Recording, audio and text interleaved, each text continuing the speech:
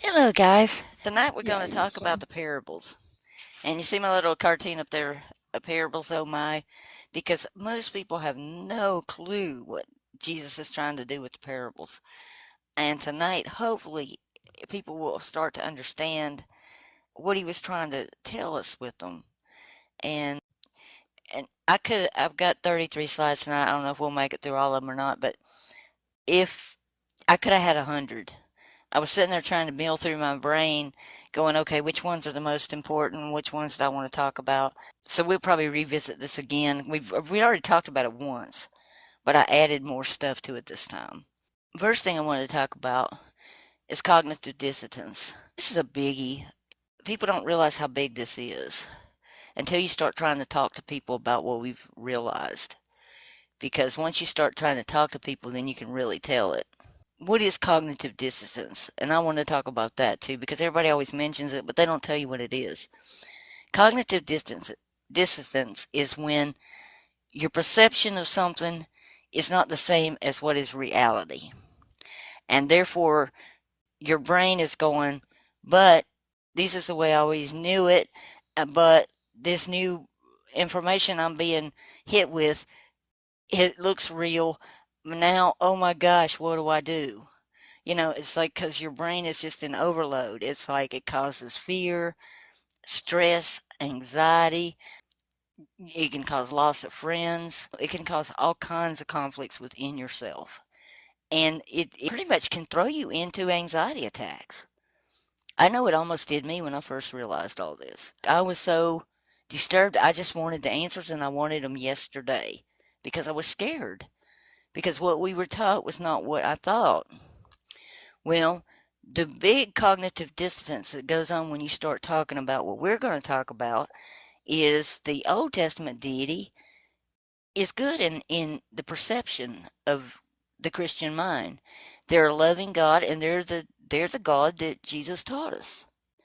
But then in the reality, when you start listening to Jesus' words and they start hitting you home, all that is backwards. No, he's not good. He's evil and he's the devil, and Jesus taught a mother that was Abba Father. Once you realize that, oh my gosh, what does that do to my beliefs?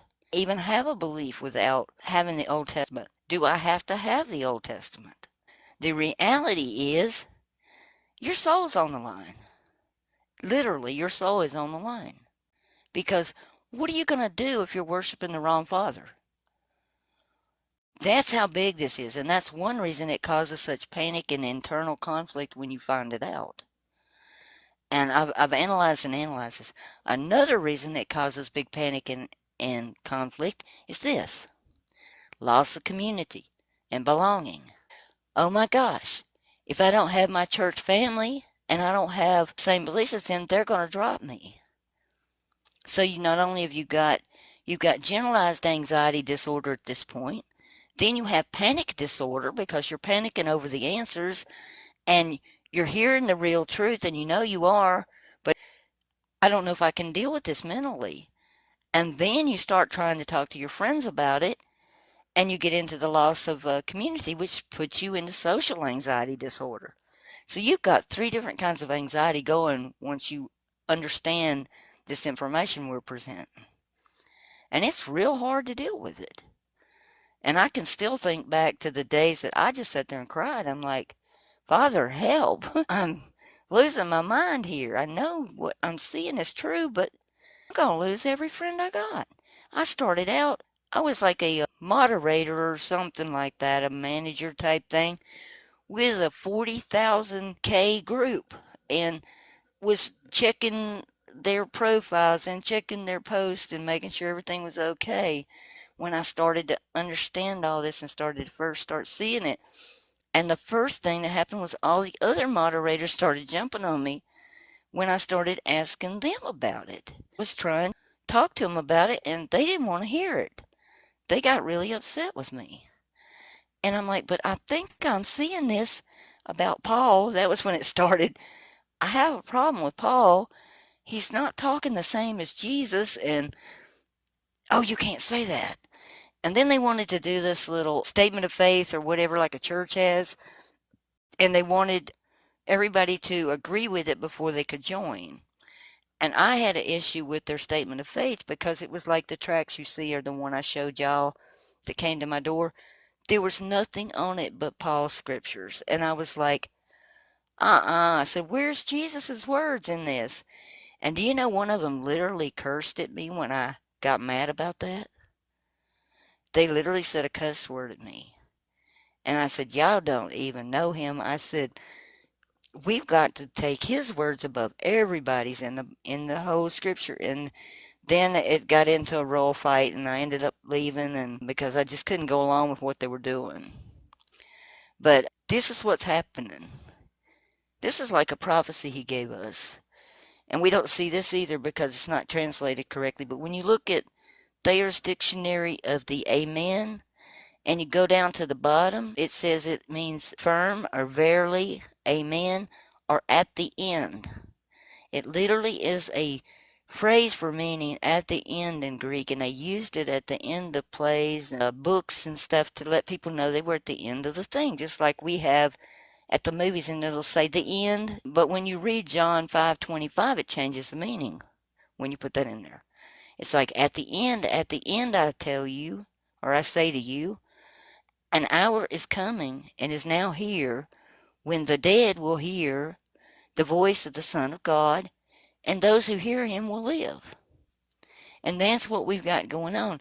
Father is waking people up to the truth, and some are hearing it and some aren't. And that causes conflict too. I just want y'all to be aware of where we're at. I do think we're at the end times, and I do think that some of us are hearing it and some people aren't.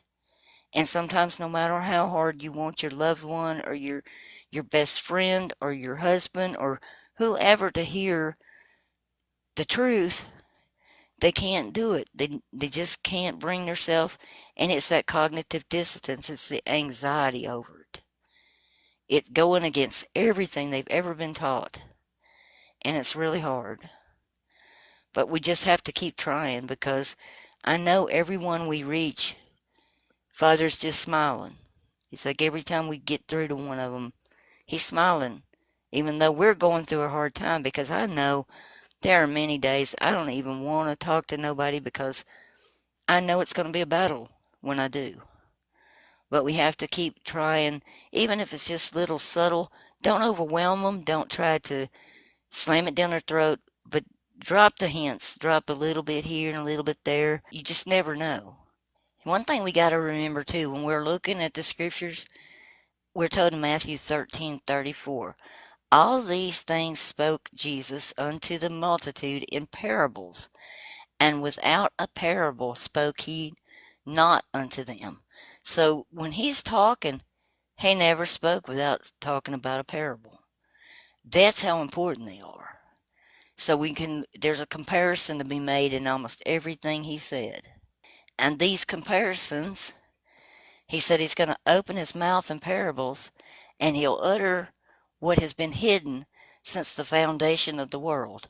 That's a long time for something to mean, because you're thinking, how could they be wrong for 2,000 years? What makes you think you're right? When you hear those comments, it's like, he taught us, he said, he is going to open his mouth and say things that were hidden since the foundation of the world. So that's your answer to them when they say that. So, what is a parable? That's the next thing we need to talk about. It comes from the Greek and Latin words for parabole or parabola in Latin. In French is parabole. It was the same all the way across the board, Greek, Latin, and French. And it meant comparison. It's a sense of comparing something or throwing an idea side by side to one another so you can see the difference. And it particularly deals with comparisons on how we are to learn how to act. That's why it plays so heavy in spiritual in your scriptures, because it deals with how your belief and how you act, how your beliefs form how you're going to act when you walk out into the world, or they should. But para means beside, and Balaam, the last part of the word, means to throw. So it's to throw beside each other and look at it and decide What's different? What are they trying to say? What is the comparison I'm supposed to see here? Here's a biggie. Father is light, not dark. That's an easy one to get across to people. John 1 4 through 5. In him was the life, and life was the light of men. And the light shines in the darkness, and the darkness did not comprehend it. Then when we go to 1 John 1 5 through 7, we have the same stuff being said. And that's because I think the epistles of John were literally meant to help us understand the Gospel of John better. But it says, this is the message we have heard from him and declare to you, God is light, and in him is no darkness at all. If we say we have fellowship with him and we walk in darkness, we lie, and we do not practice the truth. But if we walk in the light, he is in the light, and we have fellowship with one another.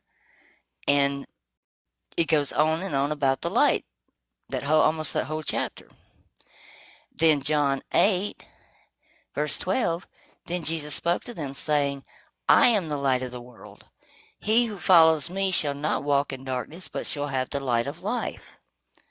We see it again in Luke 1 78 and 79. The tender mercy of our God, which is the dayspring from on high, or Jesus, to give light to those who sit in darkness and the shadow of death, to guide our feet into the way of peace. And to me, that's the peace instead of the unalignment and all the slaughter stuff of Yahweh. John 9 4 through 5. I must work the works of him, the Father, who has sent me while it's day. The night is coming when no one can work. As long as I am in the world, I am the light of the world. So he was telling us he is the light of the world. Now, on the flip side, here's your comparison. But when you look at the Old Testament and you look at Yahweh, it's like Exodus 20:21. And the people stood far off, and Moses drew near to the thick darkness where God was. So God was sitting in a thick darkness in the Old Testament. Deuteronomy 5:22. And the words of the Lord spoke unto the assembly in the mount out of the midst of the fire of the cloud, and thick darkness with a great voice, and he added no more. And he wrote them in 2 tablets of stone, and delivered them unto me. So out of the thick darkness was Yahweh speaking, giving the commandments on the stone. Joshua 24:7. And when they cried unto the Lord, he put darkness between you and the Egyptians, and brought the sea upon them, and covered them. And your eyes have seen what I have done in Egypt, and ye dwell in the wilderness a long season.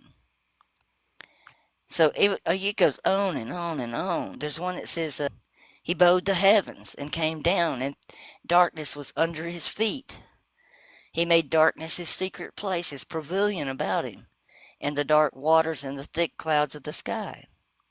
He even tells us in Isaiah 45:7, I form the light and I create darkness. I make peace and I create evil. I and the Lord do all these things. So that's Yahweh. He creates the darkness and he creates evil. So that cannot be Father, because God is light and in him is no darkness at all. Then we see it here in John 8. We're going to start in verse 39. I'll go all the way through 47.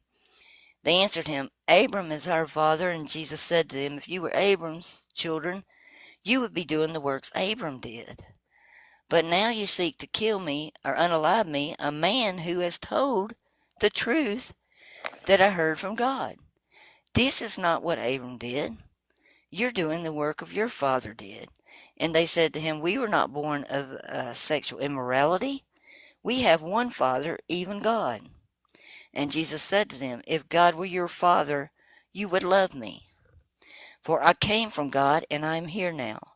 I came not of my own accord, but he sent me. Why do you not understand what I say?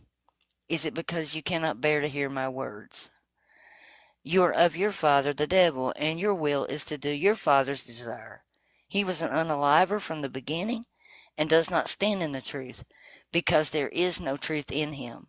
When he lies, he speaketh out of his own character, for he is a liar and the father of lies. But because I tell you the truth, you do not believe me. Which one of you convicts me of sin? I tell you the truth. Why do you not believe me? Whoever is of God hears the words of God. The reason why you do not hear them is that you are not of God. That was some strong, strong words he said. Some very, very strong ones. He was telling them straight up, you're not hearing me. You don't know who I am. You don't know anything about me. If you did, you'd love me, because I came from the Father and I was sent. He didn't say he was born of a virgin. He said he was sent. And when you look at what they're doing, like that's the Shema there, and that's out of the Talmud, Barakot 13a, if you want to look it up. The number for reciting the Shema in any language you understand is 666, section D5. Everything they have to do with is 666. That's because 666 is Yahweh's number. That should ring home and say something to you. Even their stars have 6 points, 6 mini triangles, and 6 sides. So what is it? Yahweh is not the Father. Compare, compare, compare. Constantly be comparing. What did Jesus say? What does Yahweh say? What does Jesus say? What does Yahweh say? Matthew 5:43. You have heard that it hath been said that thou shalt love thy neighbor and hate thy enemy. But I say to you, love your enemies and bless them that curse you, and do good to them that hate you, and pray for those that despitefully use you and prosecute you. And he also told us in John 13:34, a new commandment I give you, that you love one another as I have loved you, that you also love one another. Now, how does this stack up with Exodus 32:27? And he said unto them, thus saith the Lord God of Israel, put every man his sword on his side, and go in and out from gate to gate throughout the camp, and unalive every man, his brother, and every man his companion, which means friend or fellow or another person, and every man his neighbor. Is that loving your neighbor? No. That's what they were told to do. If Yahweh doesn't change, then how in the world could Yahweh be the Father that Jesus taught? There's no way. There's no way. Here's another example. Matthew 5:45. So that you may be sons of your Father who is in heaven, for he makes the sun rise on the evil and on the good. He sends rain on the just and the unjust. So Father's not going to be any different to somebody that's evil as to somebody that's not. But then when we look at Yahweh, Deuteronomy 11:17, then the anger of the Lord will be kindled against you, and you will shut up the heavens, so there'll be no rain. And the land will yield no fruit, and you will perish quickly off the good land that Yahweh has given you. When we look at Deuteronomy 28:24, it's again, the Lord will make the rain of your land powder, and from heaven dust shall come down until you're destroyed. 1 Kings 8:35-36. When heaven is shut up and there is no rain because you have sinned against you, if you pray toward the place and acknowledge your name and turn from their sins, when you afflict them, then you will hear in heaven and forgive their sins and the servants your people in Israel. When you teach them the good way in which they should walk, and grant rain upon the land which you have given to your people as an inheritance. So only the people he's given land as an inheritance, when they do the right thing, then they're going to see rain. And then he's going to withhold it in all these other situations. But that doesn't match what Jesus told us at all. Here's another one. I don't think in Father's world anything will have thorns. Nothing's going to have a thorn. Not one thing, not a rose, not nothing. Luke 6:44, he says, for every tree is known by its fruit. Of thorns men do not gather figs. or a bramble bush gather they grapes. Then Luke 8:7, some fell among the thorns, and the thorns sprang up, and it choked it. He's talking about the seeds. The sower is sowing the seeds. Some of them will fall among the thorns. The thorns will choke them out. What's so significant about that? You wouldn't know unless you read Hebrew. But Moses met Yahweh at a thorn bush that was burning. Exodus 3:2. And the messenger of Yahweh appeared in a flame of fire from the midst of a thorn bush. And he looked up and saw the thorn bush burning with fire, but the bush was not consumed. Now, what does that remind you of, too, when the bush is not consumed? Our description of what we think that hell will be like. People on fire, but they're not consumed. Same thing. Anything to do with fire, it's kind of like a kid, when you get too close to fire, you're going to get burnt. Something that I think Father gave us as an instinct to know that fire is not good. Now, I'm adding that, but that's my opinion. Here's another example. Yahweh's name should even alarm us. If you've done any study on his name, you'll know that it means he will destroy. Because Hebrew is a root word language, and Hava means ruin or destroy. When you put a yod in front of it, a yod is he will, as a prefix in Hebrew. So his name literally can mean he will destroy. And when I went to Abram Publishing online, they said it meant destruction as a noun. So when we read Matthew 7:12 through 14, we can see what he's talking about. So whatever you wish for others would do to you, do also to them. For this is the law and the prophet. He's saying that's the law. To do what we would wish others would do to us, do to them. Do unto others. He said that's the law and that's the prophets. He said, enter by the narrow gate, for the gate is wide and the way is easy that leads to destruction. That's Yahweh's name. And those who enter by it are many. For the gate is narrow and the way that is hard that leads to life, and there are few that find it. He didn't say that 4 billion Christians are going to find the narrow gate. That's not what he said. He said it's hard to find it. It's not easy. And I think if you love Father and you just keep digging and you just keep studying, he's going to show you these things you need to know. He's going to show you that you're going to have to get out there and love everybody and treat everybody just like they're precious in your sight. Don't judge them. Don't do the things that you see other people doing. We have to be different. We have to show love and compassion for everybody. And this, I was just going to show you the places where you can find that root word to Yahweh's name. You can find the root word of his name in Isaiah 47:11. You'll find it twice in Ezekiel 7:26. So that's where you can find what that root word of his name is. And they will tell you all kinds of things that it means, things it does not mean. The number for the root word of his name in Strong's is H1943. That's the root word.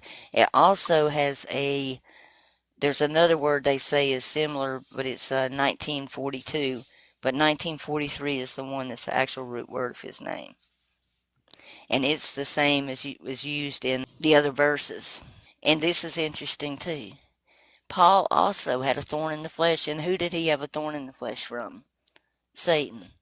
He told us in 2 Corinthians 12:7, and lest I should be exalted above measure through abundance of revelations, there was given to me a thorn in the flesh, the messenger of Satan, to buffet me, lest I should exalt above measure.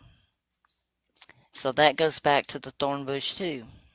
Now we have to think about whose voice will we hear and follow. Are we going to follow Yahweh's, or are we going to follow Father's voice?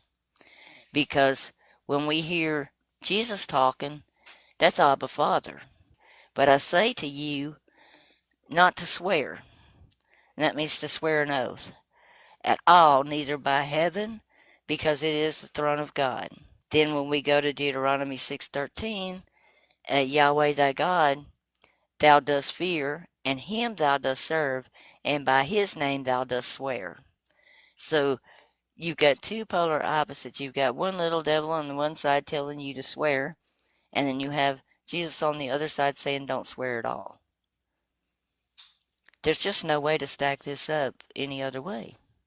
Then we have him talking about what father to give you a serpent. You ask for a fish. Matthew 7:9-12. Or what man is there of you who his son asked for bread would give him a stone? If he asked for a fish would give him a serpent? If ye then, being evil, know how to give good gifts unto your children, how much more shall your Father, which is in heaven, give good things to them that ask? Therefore all things whatsoever ye that men should do to you, do even unto them. For this is the law and the prophets. That's where that other verse I was giving y'all, this is before that. This is exactly what Yahweh did, though, in the Old Testament. When they said they missed a fish and all, he sent them serpents. It's like for each man cast down his staff, and they became a serpent. And Aaron's staff swallowed up the other staffs. Serpents from Yahweh were swallowing up the other serpents. Numbers 21:6. And the Lord sent fiery serpents among the people, and they bit people, and many people of Israel unalived. Jeremiah 8:17. For behold, I am sending among you serpents, adders that cannot be charmed. They shall bite you, declares Yahweh. This is not the same Father. And he said, or what man of you, if his son asked for bread, would give him a stone? That's exactly what they did in the wilderness. That's what Yahweh did to them. When you look at Numbers 11:15, it says, we have remembered the fish that we did eat in Egypt for naught, and the cucumbers, and the melons, and the leeks, and the onions, and the garlic. And now our soul is dry, and not anything save this manna before our eyes. And the manna is as coriander seed, and the aspect of bolash, or gum resin. The people have turned aside and gathered it, ground it with millstones, and beat it with a mortar, and boiled it in a pan, and made cakes. And it tastes like has been the taste of the moisture of oil. And you see those rock crystals there? That is exactly what is mentioned in the scriptures. That is gum resin. It's like crystal rocks. It has to be pounded into a fine powder, is what they're talking about. At Exodus 16:3, I was going to read this one too. And the people of Israel said to him, would that we have died in the hand of Yahweh in the land of Egypt, when we sat at the meat pots and ate bread to our fill? For you have brought us out into this wilderness to unalive this whole assembly with hunger. And that's when they got the bread, because they were complaining and grumbling. But he sent them rocks that had to be ground up. So that has to be what Jesus was talking about. Judging. Is judging from our real Father or from Yahweh? Matthew 7:1, he says, judge not, or that you not be judged.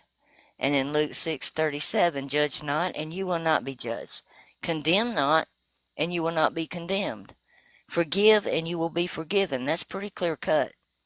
If you do these things for other people, then you're going to be forgiven. Exodus 18:13. The next day Moses sat to judge the people, and the people stood around Moses from morning to evening. So Moses sat as judge all day from morning to evening. Leviticus 19:15. You shall do no injustice in court. You shall not be partial to the poor or defer the great. In righteousness you shall judge your neighbor. So he literally says you're to judge your neighbor. And I already mentioned this when I put that in there, the light and the dark. Let's talk about blinded people. In Exodus 4:11, and the Lord said unto them, who has made man's mouth?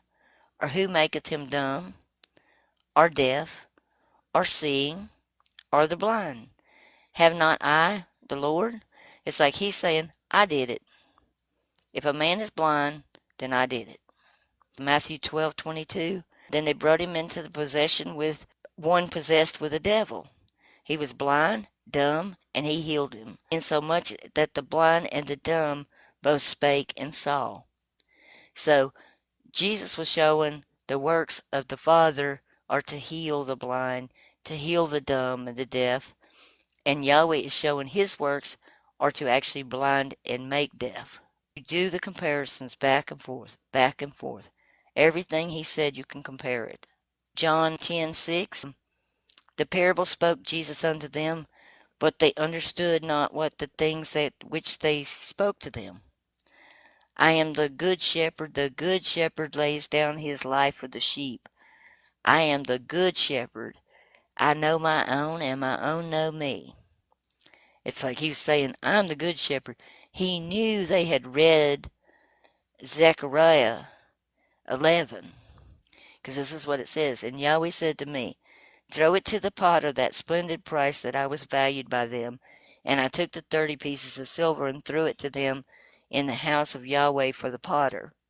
Then I cut in two my other staff, unity, to break the brotherhood between Yehudah and Israel.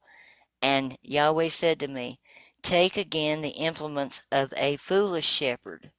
For look, I am raising up a shepherd who does not visit the straying, nor seek the young, nor heal those that are broken, nor feed those that stand still, but he does eat the flesh and the fat, and tear off their hooves. Woe to the worthless shepherd, forsaking the flock! Let a sword be upon his arm, and upon his right eye. His arm shall wither, and his right eye shall be dimmed. So Jesus himself is making the contrast there. That's another reason I think that the one at the Last Supper was JC and not Jesus Barabbas, because he was the one that said, haven't I chose you 12, yet one of you is the devil, and he's the one that handed him the soap, and immediately Satan entered or the devil entered him. So I think you can draw a good contrast between those two, because the one with the 30 pieces of silver was the one that was up in the upper room. That was the foolish one. This is really sad. Psalms 137, 8 and 9. O daughter of Babylon, doomed to be destroyed, blessed shall he be who repays you with what you have done to us. Blessed shall he be who takes your little ones and dashes them against the rock. Yahweh is literally praising and saying that he will bless them for unaliving little babies in Psalms 137. Now, when Jesus is talking in Matthew 18:5, he says, and whosoever shall receive one such little child in my name receiveth me. And whosoever shall be offended by one of these little ones which believe in me, it would be better for him that a millstone were hanged around his neck, and that he were drowned in the depths of the sea. Take heed and despise not one little one, for I say unto you that heaven, their angels do always behold the face of the Father which is in heaven. Even so, it is not the will of your Father which is in heaven that one of these little ones should perish. He's telling us right there, this is a total different thing from what Yahweh is saying in the Old Testament. Yeah. Matthew 15:30. Then large crowds came to him, bringing them the lame, the blind, the cripple, and the mute, and he healed these people. When you go to the Old Testament in Leviticus, he's saying that, speak to Aaron, saying, no man of your offspring throughout your generations who has any defect is to draw near to bring the bread for Elohim. For the man who has a defect is not to draw near, a man who is blind or lame or disfigured or deformed, a man who has a broken foot, a broken hand, or is hunchback, or is a dwarf, anybody that has a defect in his eye, eczema or a scab, or an eunuch. No man among you of his offspring of Aaron or the priest who has a defect can come near to bring the offering made by fire to Yahweh. He has a defect, he does not come near to bring the bread of his Elohim. He does eat the bread of his Elohim, both most set apart and the set apart. Only he does not go near the veil or approach the slaughter place, because he has a defect, lest he profane my set apart place, for I am Yahweh who sets apart. He doesn't want anybody defective to even come near him, let alone heal them. And that's pretty sad. Just can't square these two as the same Father. Matthew 6, he tells us in verse 19 to 21, don't lay up your treasures here for yourself on earth, where the moth and the rust consume them, where the thieves break in and steal them. But lay up for yourself treasures in heaven, where neither moth nor rust consume, and where thieves don't break through and steal. For where your treasure is, there will your heart be also. But then Yahweh on the other side in Psalms is going, from men by your hand, Yahweh, from men of the world whose portion is in this life. You will fill their belly of the cherished ones. Your sons will have plenty, and they will store up their wealth for their children. He says the complete opposite as to what Jesus tells us to do. This is another big one. We're told in John 1:18, no man has ever seen God at any time. The only begotten Son, which is in the bosom of the Father, he has declared him. That's the only person that's declared him. But yet, in Exodus 33:11, we're told that Yahweh spoke to Moses face to face, as a man speaks to his friend.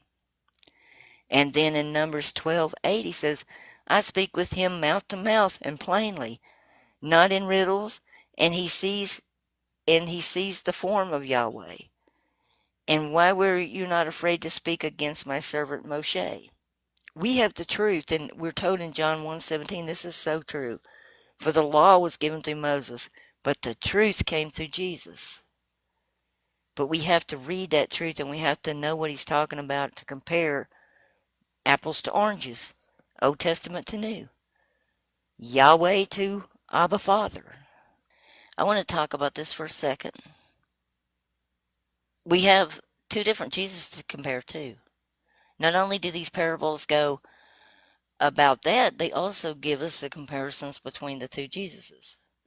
Because we have, one of them says, I judge, John 12:47, and if any man hear my words and believe not, I judge him not. For I came not to judge the world, but to save the world.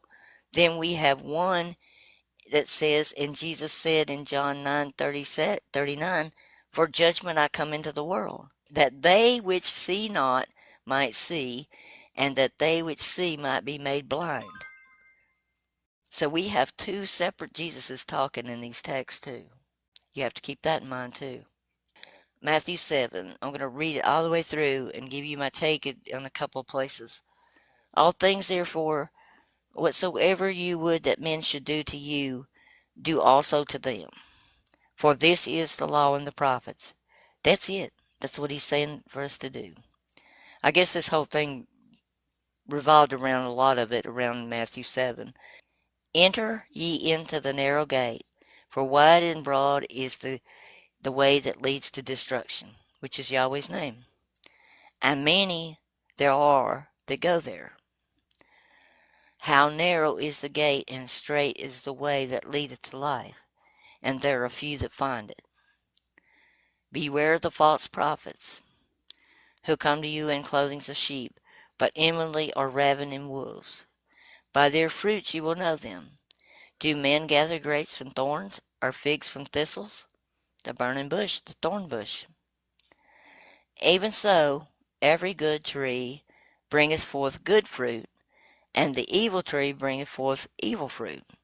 A good tree cannot bring forth evil fruit, and a evil tree does not bring forth good fruit. So how in the heck is there a tree of knowledge of good and evil? Just things to think about. Every tree that brings not forth good fruit, that tree will be cut down and shall be cast into the fire. Therefore by their fruits you shall know them. Not everybody that says to me, Lord, Lord, shall enter into the kingdom of heaven. That's Yahweh, Yahweh. If you're looking at the Greek Septuagint, that's Yahweh, Yahweh. But he that does the will of my Father who is in heaven, he shall enter into the kingdom of heaven. That's two separate people. Lord, Lord, and Father in heaven. Many will say to you in that day, Yahweh, Yahweh, Lord, Lord, have we not prophesied in thy name? Have we not cast out devils in thy name, and done many miracles in thy name? And then I will profess to them, I never knew you. Depart from me, you that work iniquity. Now they use that to say that's the law, but is that law really good? You need to go through that law very carefully and decide for yourself and take it to Father in prayer to know whether that law is really good. I was going to tell y'all that the law thing, the iniquity, I don't think it has to do with the law in the Old Testament, not following that. I think it has to do with accepting that as being good. Now, that's my take on it because there's just too many things in here that Jesus is warning us about. Oh, I was going to tell you also the reason I think that is because of the prodigal son. He gave us that parable where the prodigal son returns back and the father accepts him. But when you look at the Old Testament law, if a son is rebellious, you're told to take them out to the wall and unalive them with stones. That is not the same father. And this is the thought I'm going to leave you with tonight. In Psalms, we're told in Psalms 24, the earth is Yahweh's, and all the fullness of the world, and those that dwell therein. And Jesus told us in Matthew 16:26, for what is a man profit if he shall gain the whole world and lose his own soul? Or what shall a man give in exchange for his soul? And that is the big thing that we need to think about. Because he told us where we're at. We're not in Father's world. In fact, you're in hell. Most people don't want to hear that, but I'm going to tell you the truth. You're in hell. He told us in John 8:23, then he's told them, you are from below, and I am from above. You are of this world, and I am not of this world. But what he was saying there, he's telling us we're from the katokosmos in Greek. It's not translated real correctly to just say the below. That literally meant the underworld or hell in Greek in the first century. He was telling that we're the captives he came to set free from the prison. When people say that he went to hell to get people out, he did. He came to get us out. It's us that he's talking about. And we're captives. I don't know why we're here, but we are captives. When you read his word in Greek, it's a lot easier to understand what he's saying. I just wanted to share this with y'all because I think this is the most important message we have is because it's hard to see the two Jesuses until you can see the two fathers. There are two different things going on in this book, but nobody has ever shown us that. We've been fed a narrative. If you haven't watched my video, they put Jesus in a box for you, I think is what I labeled it. But it has to do with Jesus in box. If you put that in the search, you should get it if you're on my YouTube channel. But they literally did. They took the two Jesuses, stuffed them in a box, and tried to make you believe both of them are the same guy, is what they did. And I prove it out in that video. So it's a very interesting video because I had never realized what they did. It was like in 400 something AD when they made that decision to tell you how to believe what you were reading. They even unalive people for that. They wouldn't even let people read the text themselves. I just wanted to share this with y'all tonight. I think it's a good message, and I think it's something we really need to think on. And I know some of it was a repeat for y'all that listen to me all the time, but still in all, I think the more times we drill it in our head, the easier it is to tell other people about it. It's like, well, why do you believe that? Well, here's an example, and here's you can remember